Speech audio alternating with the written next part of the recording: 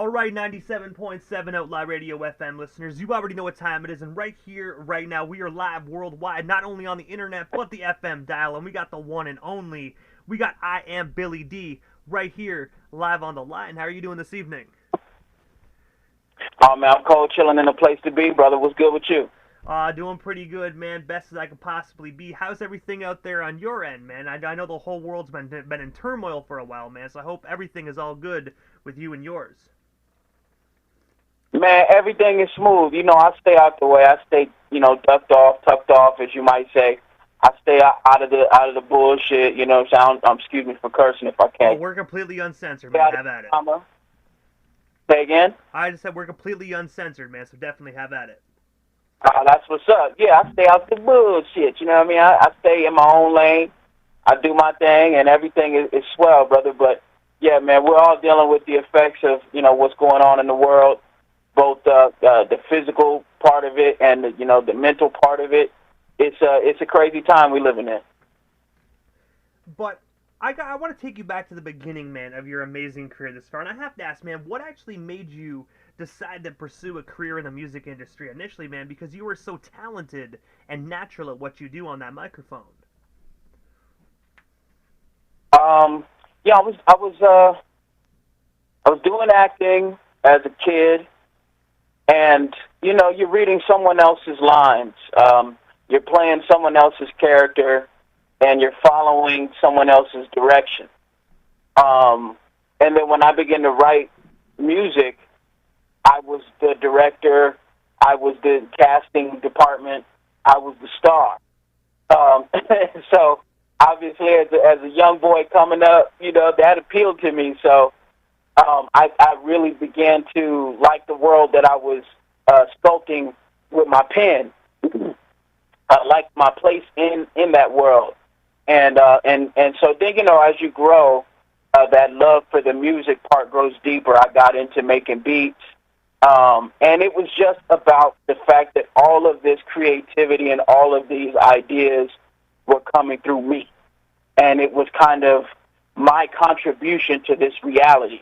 I didn't put it in those terms at that time, but that's what I was feeling. I was feeling like this is my thing right here, and that just drove me wild, and just always loved music and adored the superstars that we all grew up on, coming up in the 80s and 90s, and how could I not follow suit, and at least make the attempt. And I gotta ask, man, when you actually mentioned that you were actually an actor as a child, if you don't mind me asking, man, what acting ventures did you actually do when you were pursuing an acting career? Like, what movies and TV shows did you act in? My first major role was on a show called Homeroom, and it appeared on the ABC network, and it ran for 11 episodes in its first season. And the show was canceled. And then I went on from that to a couple of guest appearances on some other television sitcoms. But that first show, Homeroom, man, that was just a beautiful, wonderful experience. I'm an 8-year-old boy, and I have a major role with lines. I got time in front of the camera, in front of the light, and in front of the audience. And they're laughing at my punchlines. The show was filled with really great actors. I didn't even realize at the time the heavyweights that I was working with, Bill Cobb, who a lot of people know from the stage and the screen, small and big screen, Penny Johnson, I believe her last name is Gerard now. She was on the Gary Shanley show, and all kinds of credits to her name, Claude Brooks. I got to appear with, her name is escaping me now, but she plays the queen on Coming to America, Madge Sinclair. Wonderful actress, stage, screen, like I said.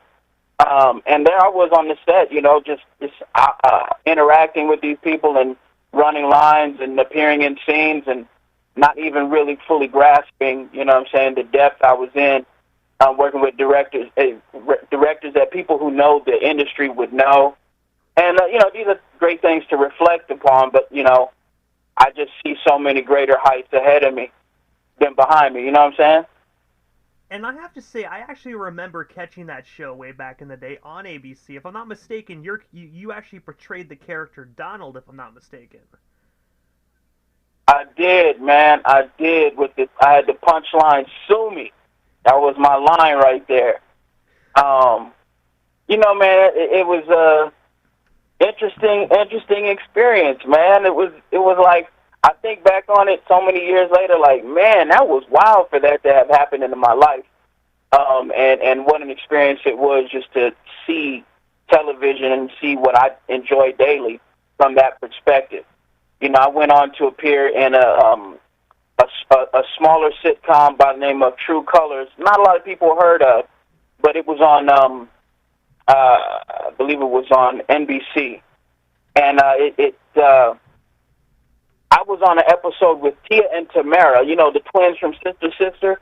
This was before the Sister Sister thing. I didn't realize, I got so many experiences like that. I could go on and on, people I worked with or stood next to, and I was like, wow, I didn't realize all of this was really going on and who these people would one day become and whatnot. So, Anthony, I believe Anthony Anderson, right? That's his name from Blackish. Yeah. He had a sitcom back in the day called Hang Time. I believe that was on. No, I'm sorry, that was on NBC. Hang Time was on NBC with Reggie Theus. It was about a high school basketball team, and I got to appear as a guest star on the episode. And we end up in the episode. We wrestling. I'm wearing a whale costume, and he's wearing a big giant teddy bear costume, and we're in a wrestling ring. And this grown man is throwing my 16-year-old self around. Bro, I'm still hurt over that, and I would like to publicly say, I call Anthony Anderson out, for a rematch. I think it's time we revisit that, bro. Real talk. Hey, now you guys are both older and grown, man. You know what I mean? It's gonna be fair now. You know what I mean? Man to man, mano a mano. Let's get it going. No doubt, yeah. You know what I'm saying? Nah, man. All due respect to that brother, man. He's a legend in the game.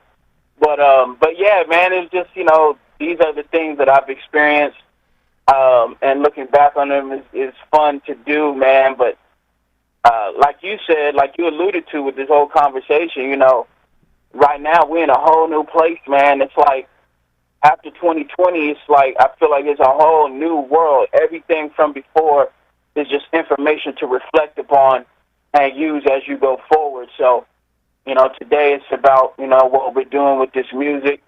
And interestingly enough, I'm starting to get back into acting and slowly but surely, see what doors are open there for me as well. So this is a really interesting time in my life where this music and my acting are starting to kind of happen at the same time. And so we'll just see what happens, man. It's interesting.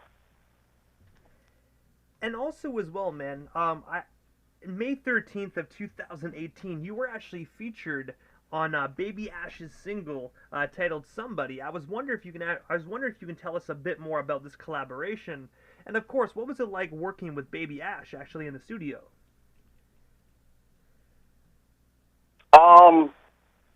Baby Ash is just a fantastic artist, fantastic young vocalist, writer. She actually can get behind the computer and do a little bit of engineering and arrangement and stuff. And so she's pretty much a self-contained, self-motivated, self-starter type of artist. And I got that record in my email. She just sent it to me with an open verse. She actually, I think she sent it to me with the hook on it. And so I heard that, and just the motivation of what the subject matter was, man, we had to get down. So we got in the studio, we finished off the verses, laid that thing down, and it's always real dope to get in the studio with Baby Ash. She, like I said, she's super talented. Her and her brother, real talented kids, man, and they doing their thing. So anytime I get to rock with them is a pleasure and an honor.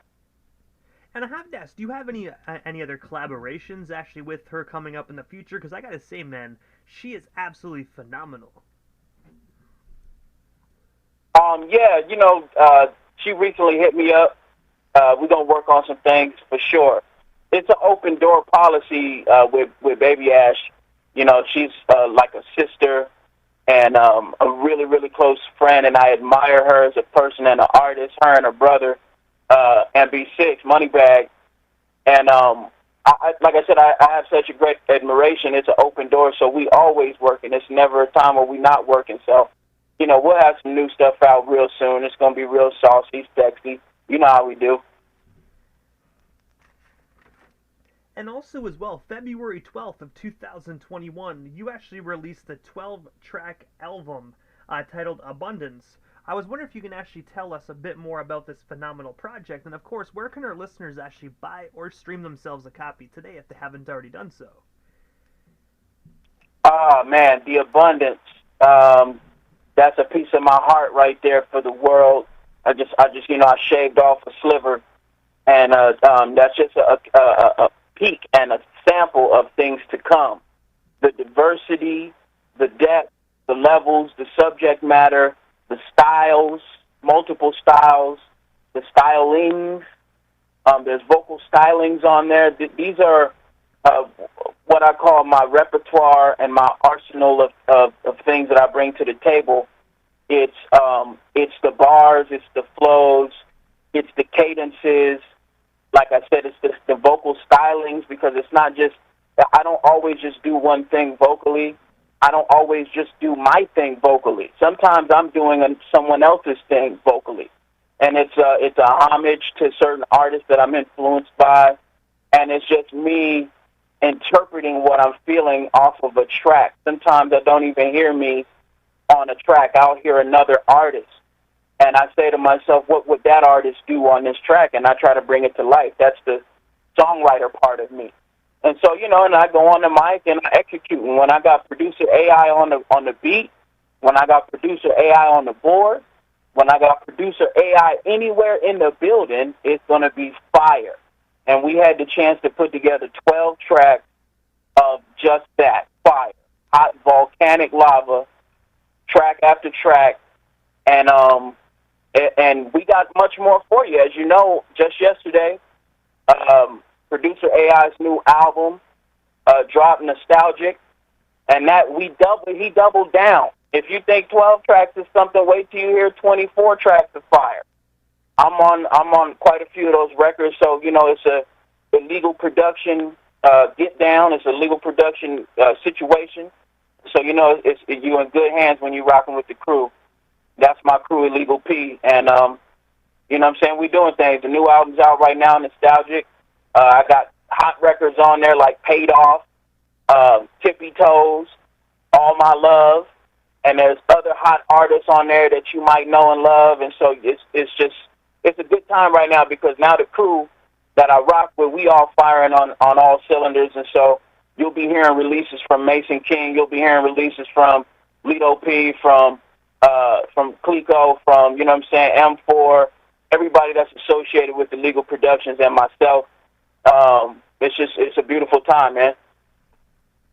And also as well, with the Abundance as well, you had this, it was like littered with amazing collaborations, man. But the one that really stuck out to me was your collaboration with the iconic female MC, Lady of Rage. I was wondering if you can actually tell us a bit more about that particular song.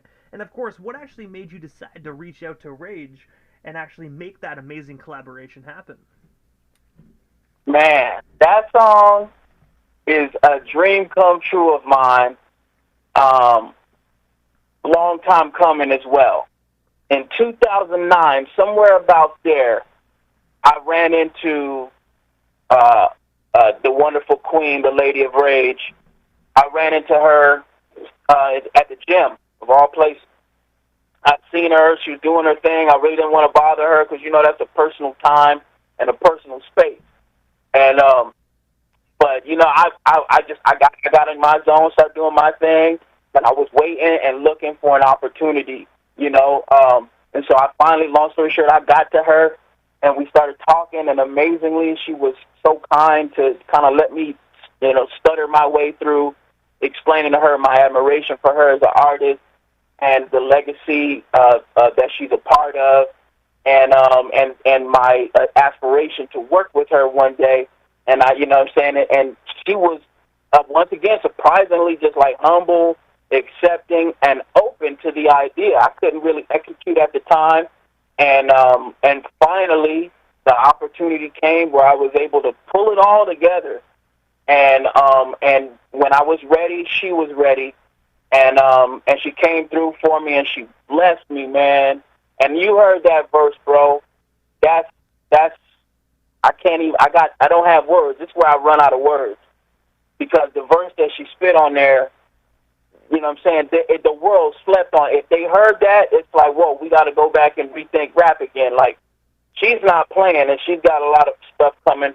She shared with me she's got a lot of good stuff coming. I'm not going to put no spoilers out, but be on the lookout for the Lady of Rage to come back. She ain't went nowhere, but you know what I'm saying, she's going to be a lot of new music, a lot more new music coming. So, yeah, man, it's shout out to the Lady of Rage, man. What a blessing. She's the queen. And also as well, man, on November 2nd of last year, you actually released a phenomenal song titled Junkie for Your Love that I'm actually going to be playing immediately following this broadcast. I was wondering, what can our listeners expect from this song when they hear it live on the FM dial this evening? Oh, Foxy, Mama, my mouth wide is like, oh, got me. Oh, yeah, I'm so hot and bothered 'cause I hate to see you leave. Love to watch you go. Every time I get a hit, I want a little more. Oh, man, that's the joint, bro. Listen, man, producer AI sent me that beat. I was at work. Actually, no, I was headed home from work. And he sent me that beat. It hit my email while I'm on the freeway, on the 10 freeway. We all know about that 10 freeway when you coming through downtown L.A.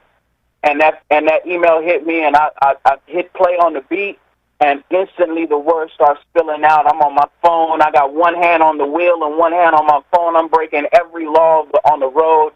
And I wrote the song, had it down in, like, you know what I'm saying, I don't know how many minutes, but I drove straight from my job on the freeway. I was going home. I got that beat and drove straight to AI's house. We laid it down that night, and now it's out for the world to enjoy today. I got with my boy, LA Icon, and put together a wonderful video. That's when you see that video, when you see those dope visuals, when you see that vibe, when you see the wonderful, beautiful Taylor Renee, the model in the video, when you see all of that, that's LA Icon right there. He sculpted that vision. He sculpted that video and put it together real nicely. And really all I had to do was just step in and be me, step in and, you know what I'm saying, do a step or two and look cool, and everything was going to be all right. So, man, it was just that project from start to finish was a blessing. And then, you know, the icing or the cherry on top is, you know what I'm saying, I then take the record and slide it to my boy Omar. He's known as the Dark Knight. That's the label, and we were able to get that distributed through Empire. And so, you know, just, you know, doing some things here and there, man, to try to make it even more special. You know what I'm saying? Because it's a special record, as you can tell. And I gotta say man, it definitely is a phenomenal song, man. That's why when I heard that, I'm like, you know what? Out of your whole catalog, man, it was actually hard to choose a song to play right after this interview, man. But when I heard that, I was like, all right, it's a wrap. In December of 2021, your company, Owl Media Group, actually had the opportunity to do exclusive coverage of the Los Angeles Comic-Con. I was wondering, how did that opportunity originally arise for you? And of course, did you get the opportunity to meet any Comic-Con guests during your coverage?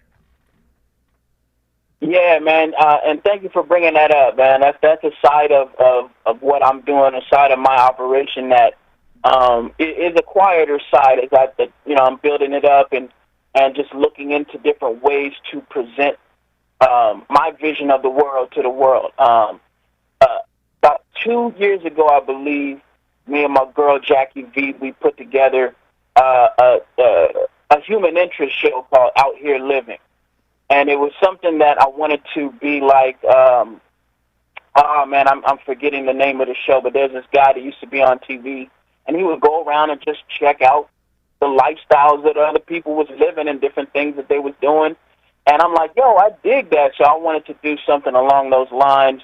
And along the way, to get access to see certain things, you want to, long story short, we got press credentials, man, and they let us come in, and it's an opportunity for us to display, what's going on at these different events and venues, and be able to have access to celebrities that are there with projects and products and stuff. And so, like you said, man, I have had an opportunity to run into some great celebrities.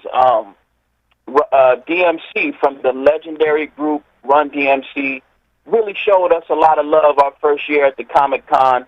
We came in and we caught his the lecture. It was like a press conference type of a room where he was talking about his comic books, because that's a side of his game that he's developing. And so he's talking about his comic books. And so we got a chance to chop that up. We got a chance to chop up his musical career.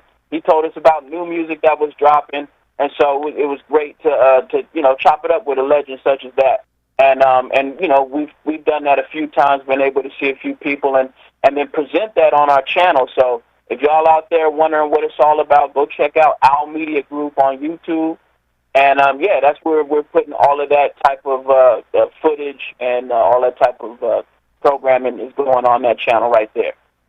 And I gotta say as well, man, we actually have had we have Comic-Cons down here, man, but I can only imagine just how amazing an LA Comic-Con would be, because you got to think you're in the heart of just everything. Like, Los Angeles is known for, like, you know what I mean, like actors and celebrities. So just having a Comic-Con in LA, I could only imagine, man, just walking through that and just seeing all the celebrities there. It definitely would kick any Comic-Con's ass down here in Canada. Well, it was interesting, man, because we went to the Comic-Con right before the pandemic. And then we went to the one right after. And I gotta say, there wasn't that much of a difference, except for maybe I would say, the amount of people that showed up. It wasn't as many people, but it was it's a wonderful event to be a part of if you dig popular culture, comic books, comic book films, movies, cult classics, and things that really kind of move and shake in the pop cultural influence and whatnot. Comic-Con is like a hub of those types of things. And then you got people that come with the cosplay and the costumes, and that's a whole other element. That's just real exciting, man, to see people displaying their creativity through outfits, costumes, and mock-ups that they made themselves or bought or what have you.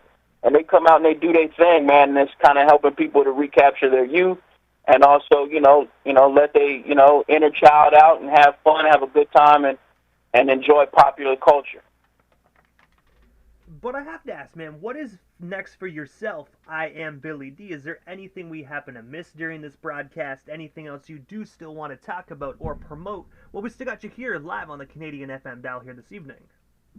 Yeah, right now it's all about the nostalgic album by producer AI. It's everywhere that music is playing, everywhere music is sold. It's booming on Spotify, Tidal, Apple Music, all that stuff, man. It's called Nostalgic by producer AI. It's got your boy IAmBillyDee on it and so many others.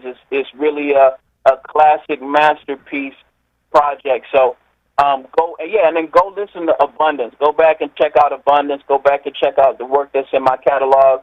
And we got something on Valentine's Day, man. So, mark your calendars. Let your girl know. Let your man know that some new music from IAmBillyDee is going to drop for the Valentine's jump off. You know what I'm saying? For the Valentine's bust down. You know what I'm saying? It's me. It's Mason King, produced by none other than producer AI, called After the Car Show, and we planning to drop that on Valentine's Day for the people. You know what I'm saying? For the lovers out there. So it's going down after the car show. And also, Billy, this is the time in the interview that I give a chance for the individual that does slide into the radio station airwaves, just a chance to give, shout-outs to whomever they want to give shout-outs to, but most of all, your social media handles. That way our listeners can tap in with you and shoot you a follow if they're not already doing so. Yeah, sure, man. That's lovely. On social media, rock with your boy at You Gotta Love Billy D on Instagram. That's YOU Gotta Love Billy DEE. Everywhere else, it's IAmBillyDee. That's YouTube. That's Twitter. If you just Google IAmBillyDee, the whole world will open up to you, and you can rock with the owl. And you might learn a few things, baby. Yeah, man, but this is a beautiful venue. You got to have producer AI on here, man. Hey, most definitely, man. Have him DM me. We definitely can set that up and make that happen. Yes, sir. Ain't nothing but a thing. But I gotta say, first and foremost, Billy, thank you so much, man, for just giving us a bit of your time here this evening and sliding into the 97.7 Outlaw Radio FM airwaves. It definitely was an honor, man, and most definitely a privilege. And hopefully down the line we can make this happen again sometime soon. Hey, brother, the pleasure is all mine. And yeah, you got it, bro. Let me know. You say when. I'm in here, bro. This is the place to be. Hey, man, I definitely appreciate the love, man. It definitely sounds like a plan. But for now, man, definitely have yourself a wonderful Tuesday night, man. And we definitely shall talk soon. Salute, bro. Much love and peace to the world. I love y'all. All of y'all, even the haters.